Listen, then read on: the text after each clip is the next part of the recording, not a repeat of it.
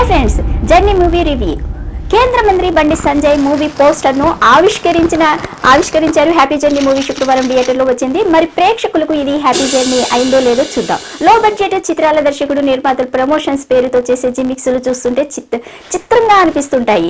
సినిమాల నిర్మాణము కోట్లల్లో కూడుకున్న వ్యాపారం అవడంతో తమకున్న పరిచయాలన్నిటినీ ఉపయోగించి పబ్లిసిటీ చేసుకుంటుంటారు. సినిమా రాజకీయ రంగాలకు చెందిన ప్రముఖులు సైతం కంటెంట్ ఏమిటో తెలియకుండా ఈ ప్రమోషన్స్ లో పాల్గొంటూ ఉంటారు. తాజాగా విడుదలైన హ్యాపీ జర్నీ మూవీ పోస్టర్ ను కేంద్ర మంత్రి బండి సంజయ్ ఆవిష్కరించడంతో ఇదేదో విషయం ఉన్న సినిమానే అయి ఉంటుందనే భావన కలగడం సహజం.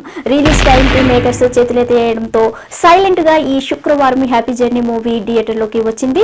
మరి ప్రేక్షకులకు ఇది హ్యాపీ జర్నీ అవుతుందో లేదో తెలుసుకుందాము. ఈ రోజుల్లో చదువుకున్న అమ్మాయిలు సైతము ప్రేమ పేరుతో మోసపోతున్నారు. అలాంటి వారి బలహీనతలను ఆసరాగా చేసుకుని కొందరు మగవాళ్లు తమ పబ్బం గడుపుతున్నారు.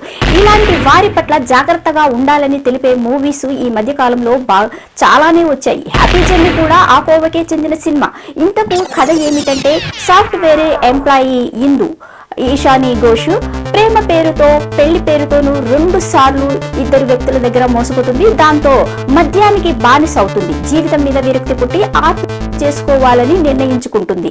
తన అపార్ట్మెంట్ వాచ్మెన్ సత్తన్నకు చెప్పి ఓ డ్రైవర్ ను ఏర్పాటు చేసుకుని లాంగ్ డ్రైవ్ కు బయలుదేరుతుంది. గోవా చేసుకోవాలని ఆమె ఆలోచన. అయితే ఈ క్రమంలో డ్రైవర్ కు తన జీవితంలో జరిగిన సంఘటనలను అన్నిటినీ చెబుతుంది. ఆమెను ప్రేమించాలంటూ వెంటబడిన కొలిక్ ఆకాష్ అంటే హరిప్రసాద్ కోనేను నమ్మి ఇంకో శారీరకంగా దగ్గరవుతుంది. వారి కలయికను అతను వీడియో తీస్తాడు. ఇందు తన ప్రేమను తిరస్కరించిందని కోపంతో మరో కొలిక్ ఆ వీడియోను లీక్ చేస్తాడు. దాంతో తన జీవితం చిక్కుల్లో పడుతుందని భయపడి ఆకాష్ ఉద్యోగాన్ని ఇందుని వదిలేసి ఊరు వదిలి వెళ్ళిపోతాడు. ప్రేమ పేరుతో మోసపోయిన ఇందును ఆమె అన్నయ్య ఓదారుస్తాడు. ఆమె గతం తెలిసి కూడా ఈశానిని వివాహం చేసుకోవడానికి ఒక డాక్టర్ సాగర్ హరిప్రసాద్ కోని ముందుకొస్తాడు. కొన్ని రోజుల్లోనే ఆమెపై మోజు తీరడంతో పాత వీడియోలను సాకుగా చూపించి విడాకులు ఇవ్వమని ఒత్తిడి చేస్తాడు. అప్పటి వరకు ఆమెకు అండగా ఉన్న అన్నయ్య సైతం హఠాత్ మరణం చెందడంతో ఇందు మద్యానికి బానిసవుతుంది.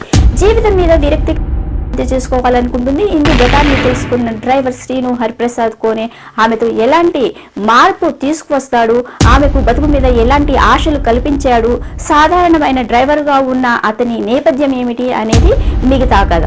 దీనికి రేటింగ్ 2 వచ్చింది.